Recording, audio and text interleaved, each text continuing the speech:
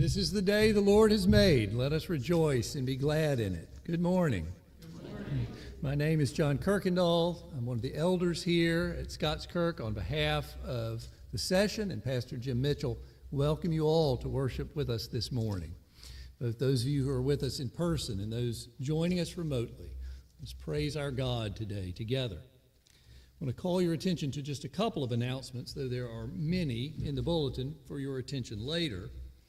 Firstly, a reminder, the Bereans, which meet at the church on Wednesday evenings at 7 p.m., are beginning a new series this week, a series on Philippians, which I understand will occupy the next 42 weeks of Bereans. The first lesson, the introduction, is going to be the discussion after the video, led by Pastor Mitchell this week. He wasn't sure whether that was a turnoff or not, but I encourage you to come. Secondly, I'd like to remind you that next Sunday, after the worship service, the Church Family Life ministry team is hosting a chili cook-off here at the church. There are sign-up sheets in the back if you are interested in competing, and I dare say you're probably interested in partaking.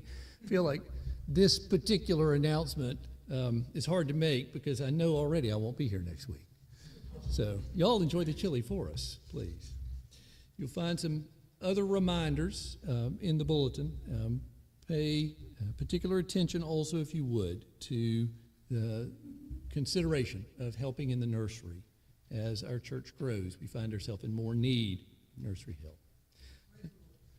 Amen. Let's take a few minutes now to prepare our hearts and minds to worship.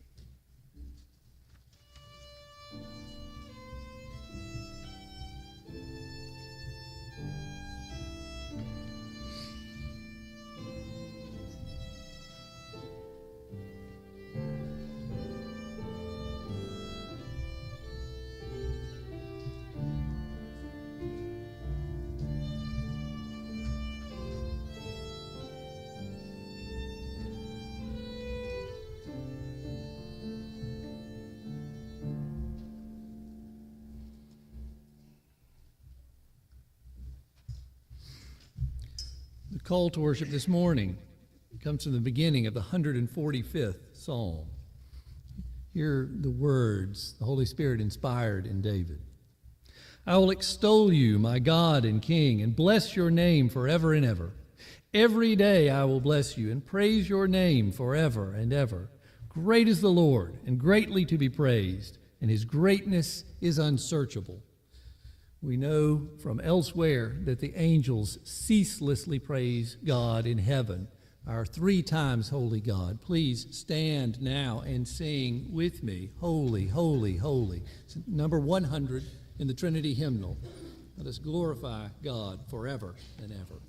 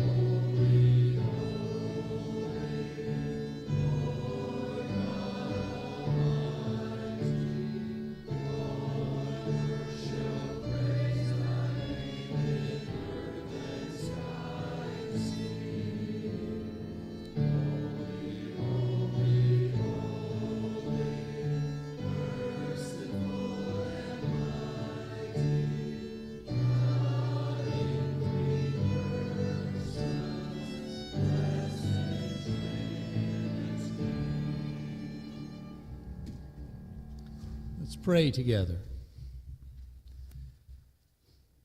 Heavenly Father, blessed Savior, Holy Spirit, we do indeed glorify you for your goodness to us. We thank you for this time together, and we praise you for all that you have done. We ask now, O Lord, that this service of worship be acceptable in your sight, that we might rightly hear the word of truth and that our lives might be changed, that we would be strengthened to go out and serve you in all aspects of our life, in spirit and in truth. Bless us now, Lord, and cause us to be a blessing, we ask. Lord, we thank you for the ministry of Christ Jesus among us, for the example he set for us, but especially for his sacrifice of himself for our sins, and this privilege we have now of coming before you and calling you Father. And it is because of Christ that we can now pray as he taught his disciples to pray, saying, Our Father, who art in heaven, hallowed be thy name. Thy kingdom come, thy will be done, on earth as it is in heaven. Give us this day our daily bread, and forgive us our debts, as we forgive our debtors.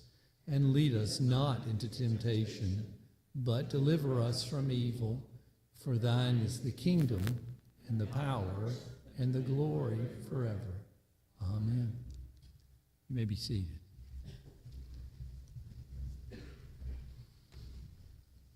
You will find printed on the second page of your bulletin a confession of sin, a prayer that I ask that we now pray together. Let's pray. We confess, our Father, that we do not live up to the family name. We are more ready to resent than to forgive, more ready to manipulate than to serve, more ready to fear than to love, more ready to keep our distance than to welcome, more ready to compete than to help. At the root of this behavior is mistrust. We do not love one another as we should, because we do not believe that you love us as you do. Forgive us our cold unbelief, and make more vivid to us the meaning and depth of your love at the cross. Show us what it cost you to give up your Son, that we might become your sons and daughters. We ask this in the name of Jesus, our righteousness. Amen. The Lord inspired the prophet Zephaniah, who lived around the 620s BC, and whose home state of Judah was facing imminent destruction, to see beyond that destruction and the judgment of God that it represented, to God's merciful forgiveness of his people. Hear now what Zephaniah, inspired by the Holy Spirit, wrote for the benefit of Judah. Sing aloud, O daughter of Zion. Shout, O Israel. Rejoice and exult with all your heart, O daughter of Jerusalem. The Lord has taken away the judgments against you. He has cleared away your enemies. The King of Israel, the Lord, is in your midst. You shall never again fear evil. On that day it shall be said to Jerusalem, Fear not, O Zion. Let not your hands grow weak. The Lord your God is in your midst, a mighty one who will save. He will rejoice over you with gladness. He will quiet you by his love. He will exult over you with loud singing. Christ Jesus took away the judgment we deserve, and our response is loud singing of praise to our God. Please stand now for our confession of faith. We'll be using the Nicene Creed this morning. This is the first of the historic creeds of the church to which we can put a date. With Christians for the last 1,699 years, Christians, in whom do you believe? I believe in one God, the Father Almighty, maker of heaven and earth, and in all things visible and invisible, and in one Lord Jesus Christ, the only begotten Son of God, begotten of the Father before all worlds, God of God, light of light, very God of very God, begotten, not made, being of one substance with the Father, by whom all things were made, who for us and for our salvation came down from heaven and was incarnate by the Holy Spirit of the Virgin Mary, and was made man, and was crucified also for us under Pontius Pilate. He suffered and was buried, and the third day he rose again, according to the Scriptures, and ascended into heaven, and sits on the right hand of the Father. And he shall come again with glory to judge the living and the dead, whose kingdom shall have no end. And I believe in the Holy Spirit, the Lord, the giver of life, who proceeds from the Father and the Son, who with the Father and the Son together is worshipped and glorified, who spoke by the prophets. And I believe in one holy Catholic and apostolic church. I acknowledge one baptism for the remission of sins, and I look for the resurrection of the dead and the life in the world to come. Amen. You may be seated. And the children may now come forward for the children's sermon with Elder Joel Reed.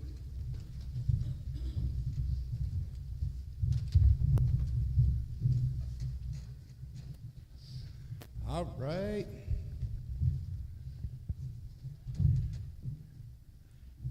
Okie doke. So, last week we talked about what? Jacob. And what did Jacob do? Jacob went where his father and mother asked him to go to find a wife, right? Well, today, Jacob gets to where he was supposed to go. And he meets someone. And he falls in love. And he wants to marry her. And talks to the father. And the father says, okay, work for me for 7 years. And you can have her as your wife. How long is 7 years? Is that like a short period of time? Like 72 months, right? So it's a long period of time, right? Have you ever had to save your money for a long period of time to get something you wanted? Not that long, right? Well, Jacob worked for Laban for 7 years. And after 7 years, Laban said, sure, you can marry my daughter. And went in, and it was their sister, Leah, who was the oldest daughter. It wasn't even the one that he loved. Do you know what? Laban says, well, work for me for another 7 years, and then I'll give you Rachel. So Jacob had to work with Laban for 14 years to get the one that he loved. I want you to listen to the scripture and listen to what happened with Leah too, because God blessed Jacob through Leah, not just through Rachel. Let's pray. Dear Heavenly Father, we thank you that you loved us so much that you gave us a way back to you. We pray that you would remind us that whatever comes up, whatever you have in store for us, that you would give us the courage and the strength to persevere and to be that person you have called us to be. In Jesus' name we pray. Amen.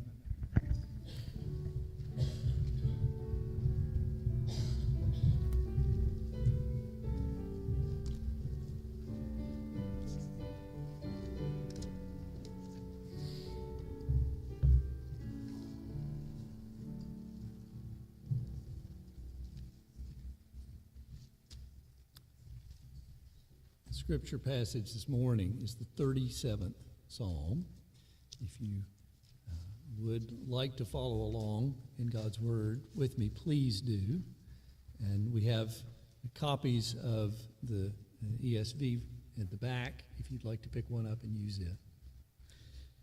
This is a Psalm of David.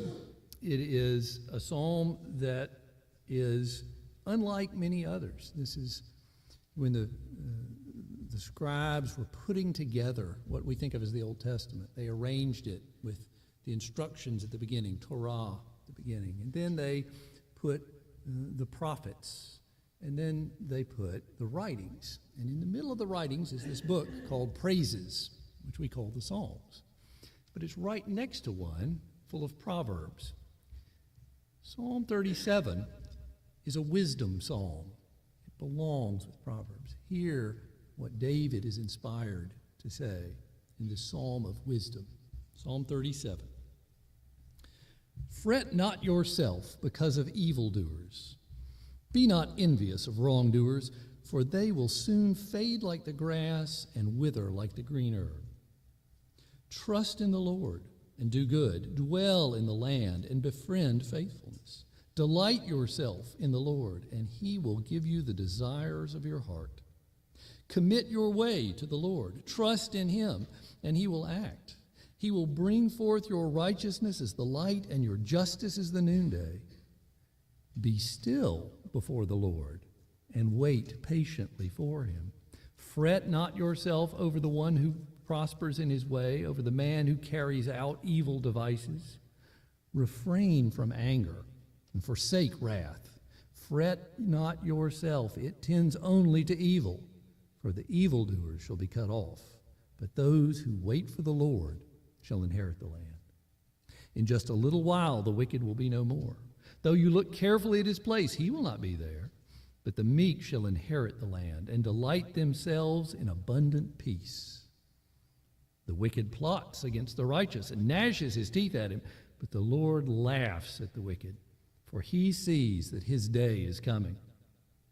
The wicked draws the sword and bend their bows to break down the poor and needy and slay those whose way is upright.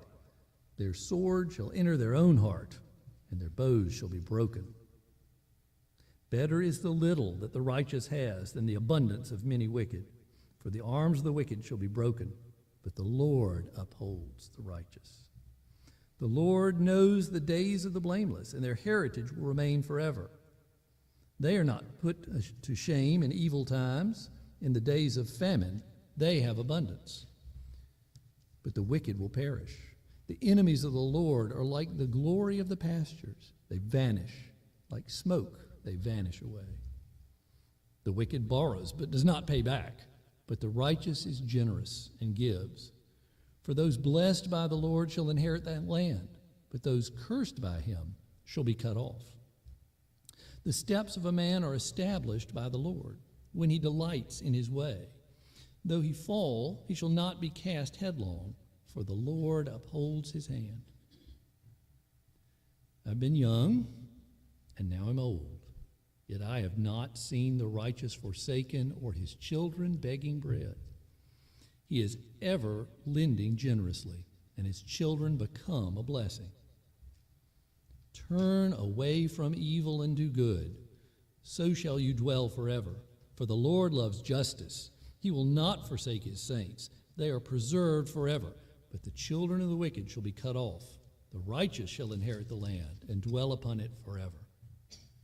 The mouth of the righteous utters wisdom, and his tongue speaks justice. The law of his God is in his heart. His steps do not slip. The wicked watches for the righteous and seeks to put him to death. The Lord will not abandon him to his power, or let him be condemned when he is brought to trial. Wait for the Lord and keep his way, and he will exalt you to inherit the land. You will look on when the wicked are cut off. I have seen a wicked, ruthless man spreading himself like a green laurel tree, but he passed away, and behold, he was no more. Though I sought him, he could not be found. Mark the blameless, behold the upright, for there is a future for the man of peace. But transgressors shall altogether be destroyed. The future of the wicked shall be cut off. The salvation of the righteous is from the Lord. He is their stronghold in the time of trouble. The Lord helps them and delivers them. He delivers them from the wicked and saves them because they take refuge in him. Let us respond wisely to the words of the Lord.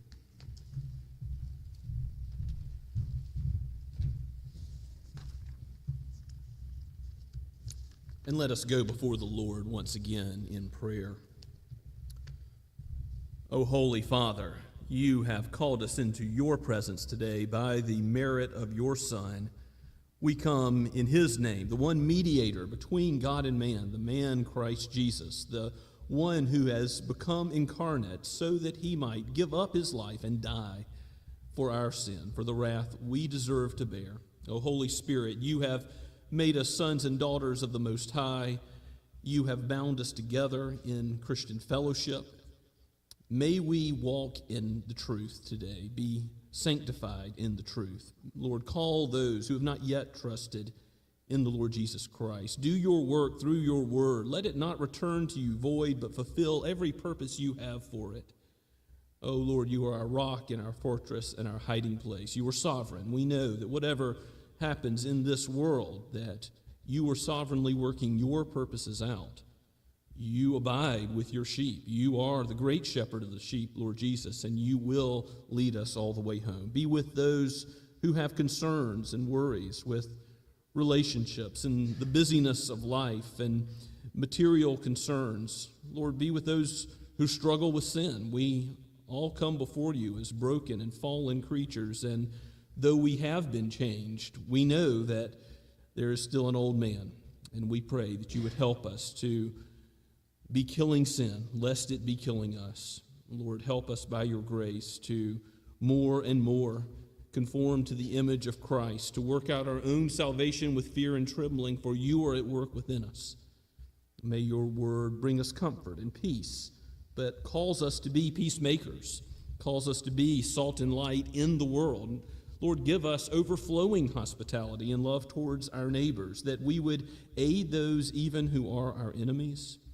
We pray, Lord, that your gospel would be displayed in us. Bless our deacons as they seek to show mercy ministry to those inside the household of faith and beyond.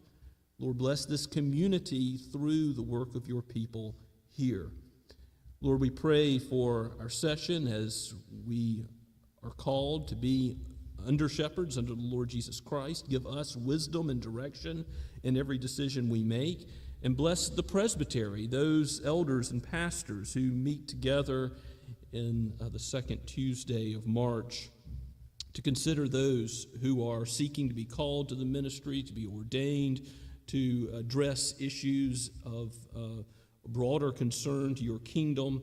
Lord, give us wisdom as we meet together. And as the Associate Reformed Presbyterian Church, guide and direct our steps that we would be faithful to your word, never departing from it.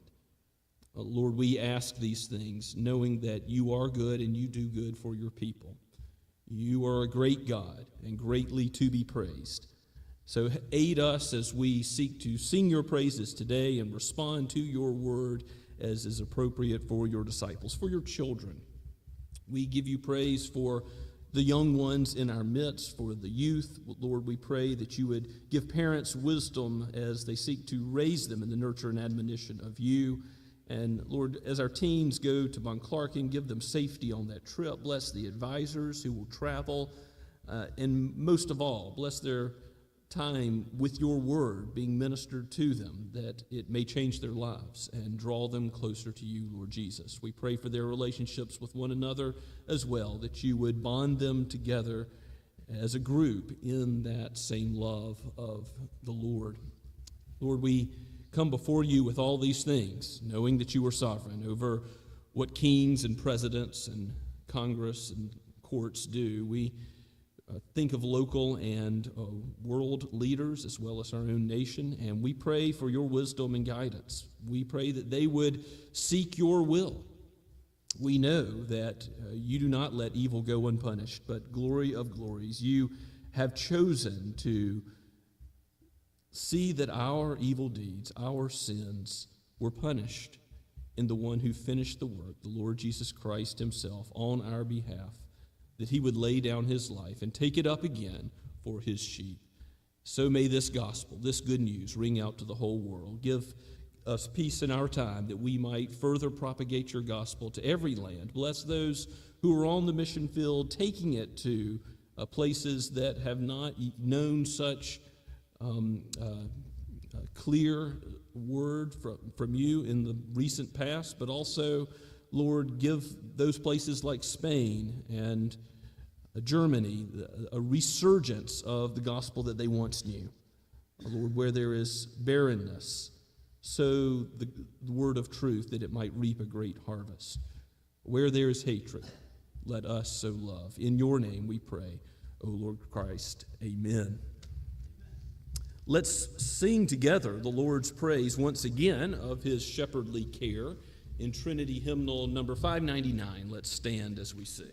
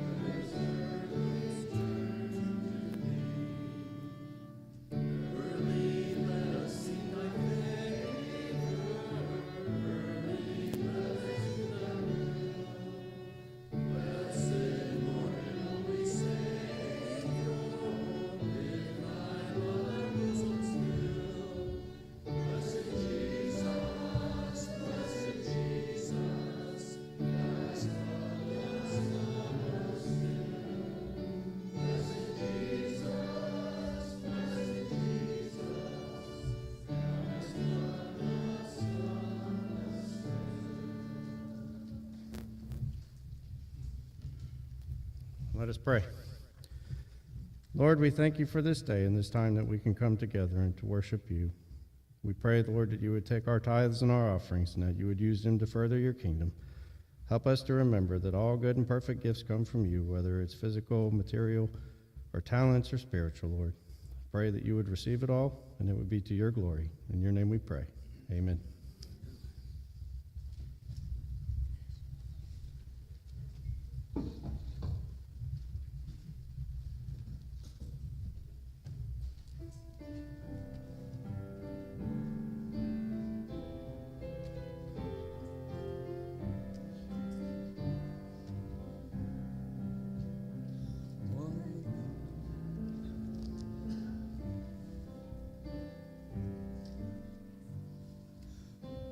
Of grace is Jesus, my Redeemer.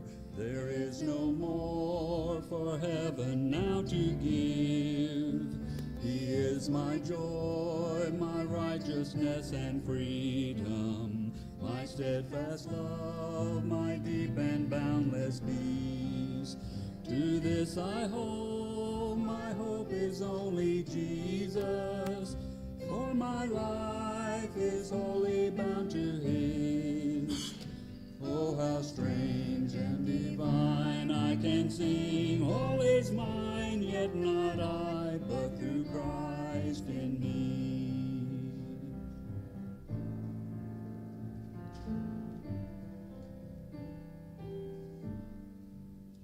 The night is dark, but I am not forsaken, for by my side the Savior, he will stay. I labor on in weakness and rejoicing, for in my need his power is displayed. To this I hold, my shepherd will defend me. Through the deepest valley he will lead. Oh, the night has been won, and I shall overcome, yet not I, but through Christ in me.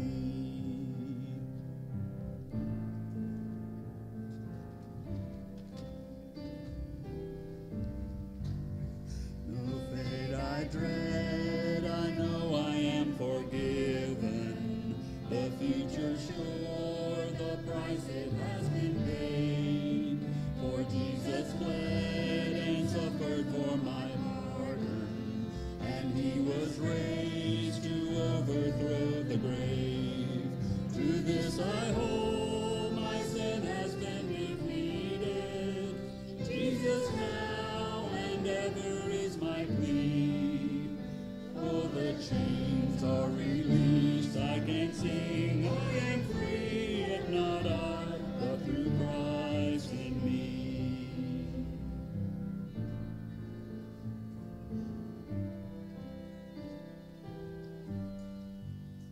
With every breath I long to follow Jesus, for he has said that he will bring me home. And day by day I know he will renew me, until I stand with joy before the throne. To this I hold, my hope is only Jesus, all the glory evermore to him. When the race is complete, still my lips shall repeat, yet not I, but through Christ in me.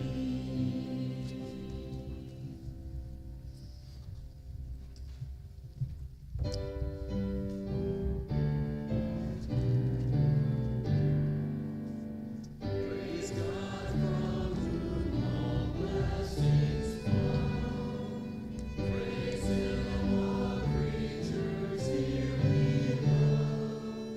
Praise him above the heavenly host. Praise Father, Son, and Holy Ghost.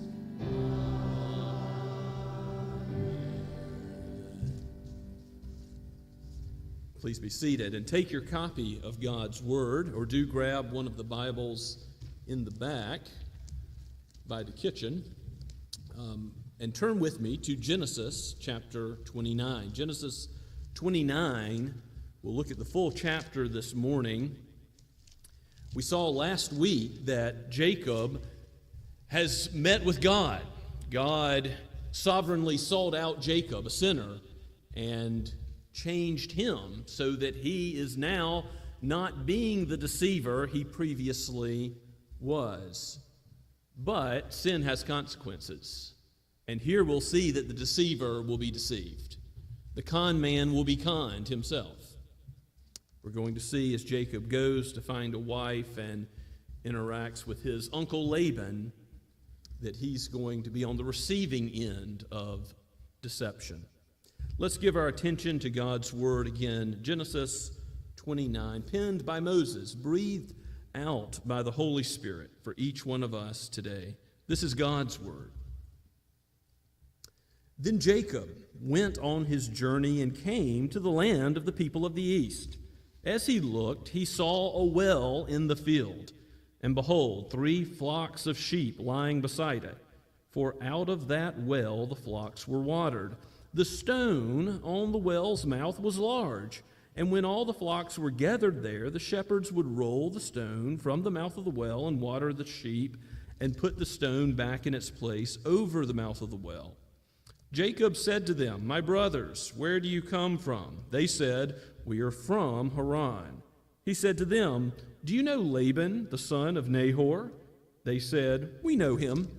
He said to them, "Is it well with him?" They said, "It is well. And see, Rachel, his daughter, is coming with the sheep." He said, "Behold, it is still high day. It is not time for the livestock to be gathered together. Water the sheep and go, pasture them." But they said, "We cannot until all the flocks are gathered together and the stone is rolled from the mouth of the well. Then we will water the sheep." So while he was still speaking with them, Rachel came with her father's sheep, for she was a shepherdess. Now as soon as Jacob saw Rachel, the daughter of Laban, his mother's brother, and the sheep of Laban, his mother's brother, Jacob came near and rolled the stone from the well's mouth and watered the flock of Laban, his mother's brother. Then Jacob kissed Rachel and wept aloud.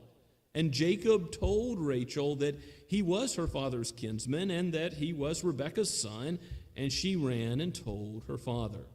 As soon as Laban heard the news about Jacob, his sister's son, he ran to meet him and embraced him and kissed him and brought him to his house. Jacob told Laban all these things, and Laban said to him, "Surely you are my bone and my flesh." And he stayed with him a month. Then Laban said to Jacob, "Because you are my kinsman, should you therefore serve me for nothing? Tell me, what shall your wages be?" Now Laban had 2 daughters. The name of the older was Leah, and the name of the younger was Rachel. Leah's eyes were weak, but Rachel was beautiful in form and appearance. Jacob loved Rachel, and he said, "I will serve you 7 years for your younger daughter Rachel." Laban said, "It is better that I give her to you than I should give her to any other man. Stay with me." So Jacob served 7 years for Rachel, and they seemed to him but a few days because of the love he had for her. Then Jacob said to Laban, "Give me my wife, that I may go into her, for my time is completed." So Laban gathered together all the people of the place and made a feast. But in the evening he took his daughter Leah and brought her to Jacob, and he went in to her. Laban gave his female servant Zilpah to his daughter Leah to be her servant. And in the morning, behold, it was Leah. And Jacob said to Laban, "What is this you have done to me? Did I not serve you for Rachel? Why then have you deceived me?" Laban said, "It is not so done in our country, to give the younger before the firstborn. Complete the week of this one, and we will give you the other also in return for serving me for another 7 years." Jacob did so and completed her week. Then Laban gave him his daughter Rachel to be his wife. Laban gave his female servant Bilhah to his daughter Rachel to be her servant. So Jacob went into Rachel also, and he loved Rachel more than Leah, and served Laban for another 7 years. When the Lord saw that Leah was hated, he opened her womb, but Rachel was barren. And Leah conceived and bore a son, and she called his name Reuben, for she said, "Because the Lord has looked upon my affliction, for now my husband will love me." She conceived again and bore a son and said, "Because the Lord has heard that I am hated, he has given me this son also." And she called his name Simeon.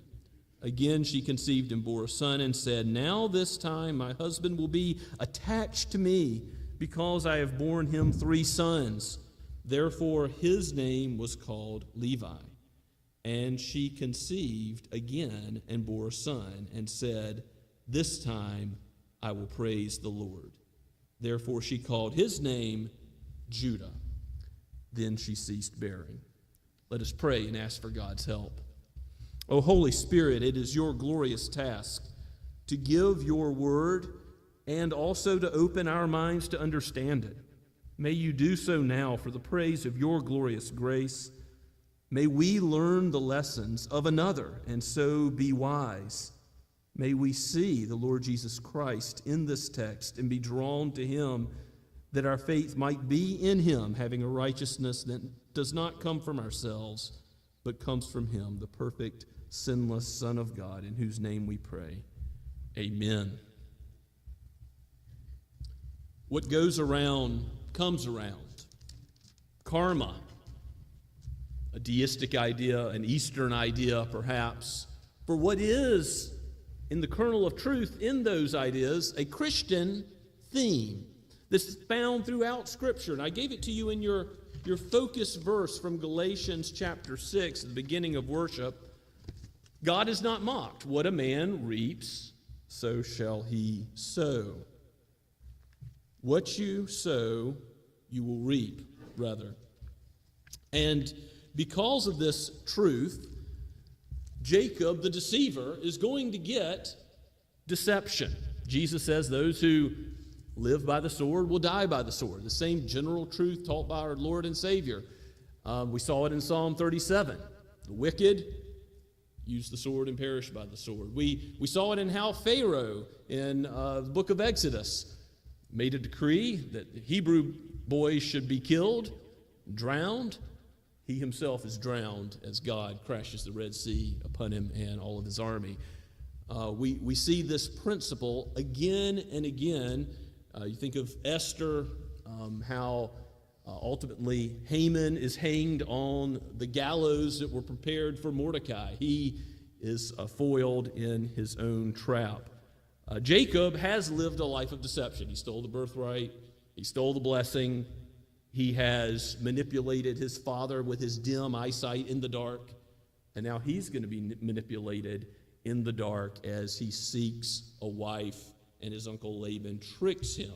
Let's go through the text again, briefly back to the beginning. The shepherds that Jacob encounters in the first several verses, we're told they have a stone that they keep over the well. Maybe that's so it's a private well that nobody else uses it. Maybe it's just to keep it a clean source of water, whatever the case may be. This stone on the well is very large, we're told at the end of verse 2. And the shepherds, they usually roll the stone back away from the well and back on together. So when Jacob comes and wants to impress, he rolls away the stone single-handedly. He's a strong guy. He's been working out. And he is trying to get the attention of a certain Rachel, whose name means ewe lamb. Her name, she is a shepherdess. She comes along with lambs. Her name means lamb. It's like lamb coming with her lambs, according to the Hebrew. And these shepherds say, yes, we know Laban. There's actually no Hebrew word for yes, so they say, we know him. When Jacob asks in verse 5, and Jacob asks, is it well with him? Yes, it's well. And they go on to take Rachel, and that Rachel came with her father's sheep in verse 9, and then we see Jacob doing the impressive feat, and Jacob goes up to her in verse 11 and reacts in a way that is very bold. He kisses her and weeps aloud. Now, this isn't like the case of Genesis 24 and Abraham's servant when he goes to find a wife for Isaac. How does he do it? He prays first, and then he goes and seeks out a wife, and there's a whole complicated series of things that he's looking for that shows that she's others-oriented, as you recall. But here, Jacob just sees Rachel, and he wants her, because we're told she's very beautiful. And it is the case that Jacob will work hard for her. We'll see how that plays out with Laban. But he goes first and interacts with Laban in a way that is very friendly. In verse 13, Laban hears the news about Jacob. He runs to meet him. He embraces him and kisses him. So perhaps the kissing of Rachel earlier is just a familiar family greeting and not too inappropriate. And Jacob is greeted by Laban and says, "You're bone of my bone and flesh of my flesh." You're family. It's the same language that Adam uses of Eve back in the beginning of Genesis. and he stays with him a month. So he is given housing with Laban. Now, what was Laban interested in back in Genesis chapter 24? Riches, money, material gain. So he's got a plan here. Laban isn't just giving Jacob a free place to stay for nothing. And he says in verse 15, Jacob, because you are my kinsman, should you therefore serve me for nothing? The implied answer being no, you should work. Tell me, what shall your wages be? And Laban wants him to have an interest in his daughters. Laban had 2 daughters, we're told. The name of the older is Leah, and the name of the younger, Rachel. And verse 17 says, Leah's eyes were weak. Now, what that might mean is she had poor vision, or it could mean just in comparison to Rachel, who is beautiful in form as an entire person, Leah's eyes are beautiful, but as an entire person, she's not as attractive. And in comparison, that's what Jacob is thinking, since he's thinking by outward appearances and not seeking the Lord's will by prayer. Remember, God has met with him. God sought out a sinner, but he's still got some old man in him. And we're told in verse 18, Jacob loved Rachel. Okay, fair enough. He wants the one daughter, the younger, not the older. And Laban said, it's better that I give her to you than any other man. Verse 19, Jacob says he'll serve for 7 years for Rachel, very explicitly in verse 18. But in verse 20, we see that Jacob served his 7 years for Rachel, and because he loved her so much, the time just flew by. The minutes ticked off, the years were gone, and the Bible talks about human love in many respects, positively. You think of the Song of Solomon. We had a Sunday school lesson going through all the statements, yes, that reflect Christ in the church, but also human love, a man for a woman, the way God's designed it back in the garden. But we're going to see that's not what Jacob ends up with. He's not going to be a one-woman man. Why not? Because he reminds Uncle Laban in verse 21, give me my wife that I may go into her, for my time is completed. Fulfill your contract, Uncle Laban. Give her to me in marriage. And Laban gathers all the people together. There's a great feast. There's a procession. There's singing. There's dancing. There's a marriage. And perhaps it's because of a situation where the bride is veiled, quite likely, or perhaps because it's dark. Jacob is perhaps inebriated with wine to a certain extent. Perhaps he goes into the tent without all of his faculties. Whatever the case may be, he goes to bed that night with a woman, believing the woman is Rachel, but it's Leah. It's the older daughter. Laban has conned him. Laban has deceived him. He reaps what he sows, not in a way that is just he deceived, he gets deceived, but he gets deceived in the same way.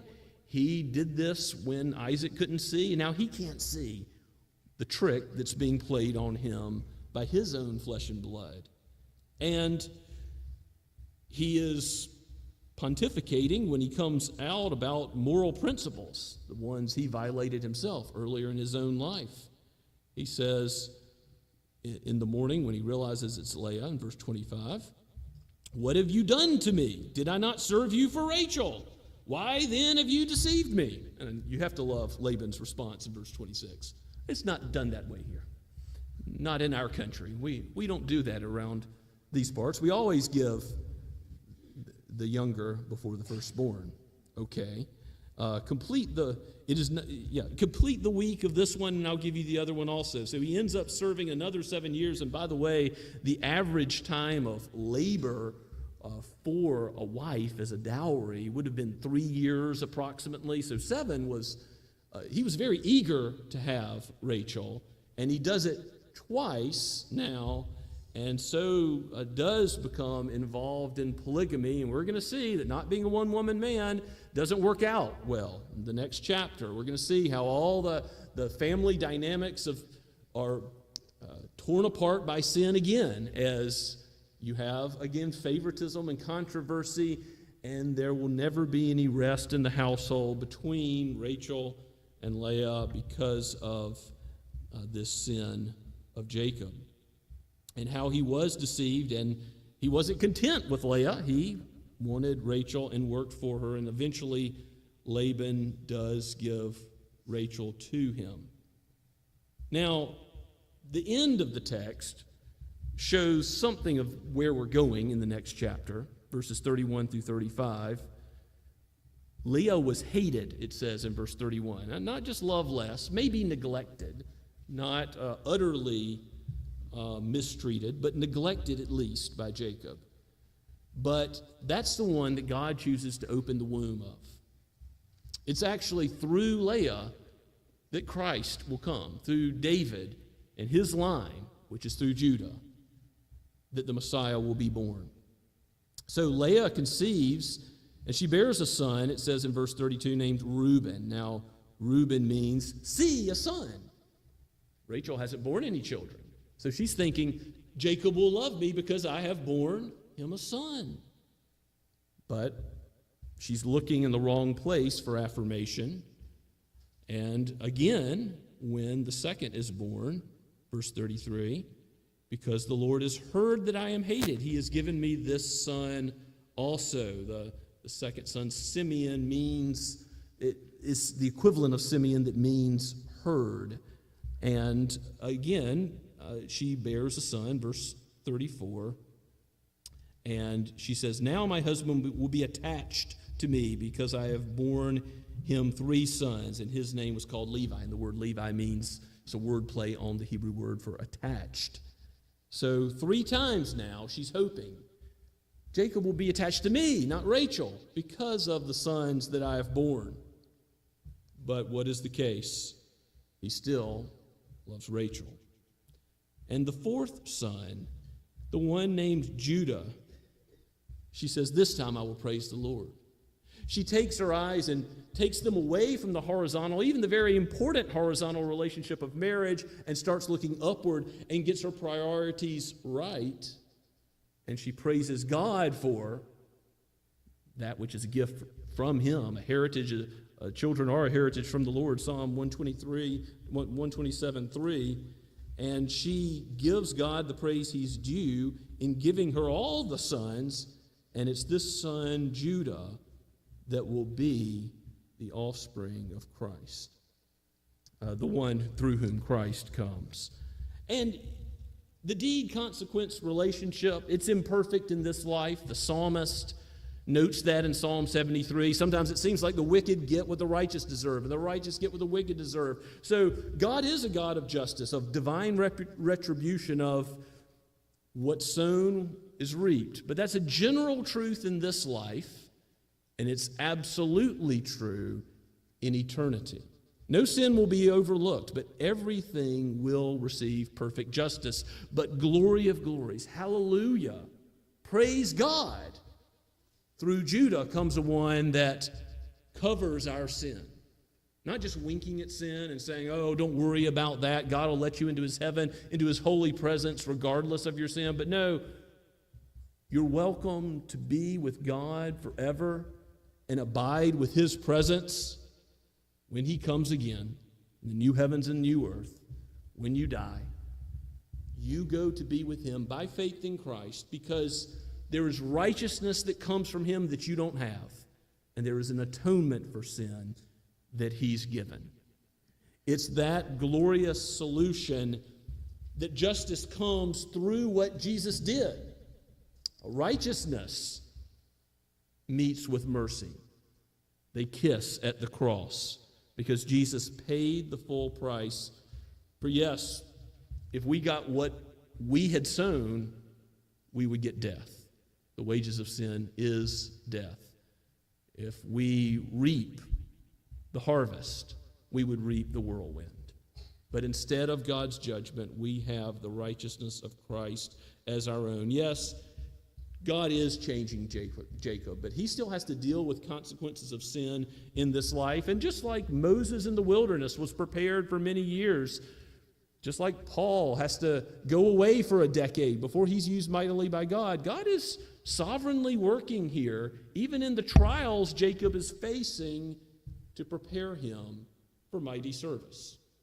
Now, he is using Jacob, even his sin, sovereignly, even the way in which he wrongfully sought a wife and wasn't satisfied with Leah and continued to seek a second wife in Rachel.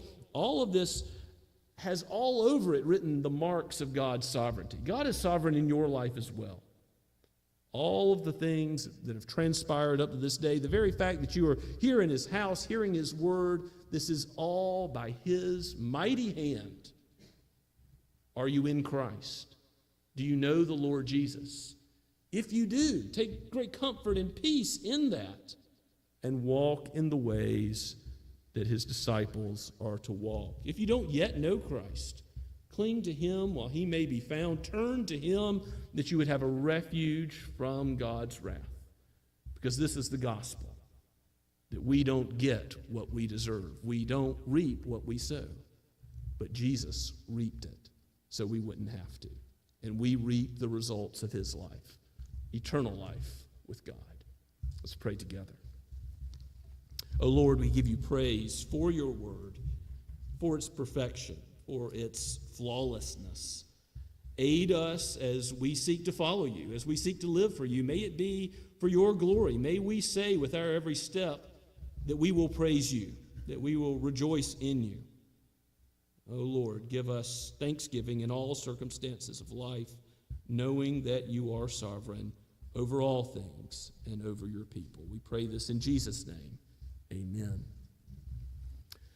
As we respond to God's word this morning, let us stand and sing his praise once again from the ARP Psalter. That's the smaller blue book, number 101, which is Psalm 101 of loyalty and justice.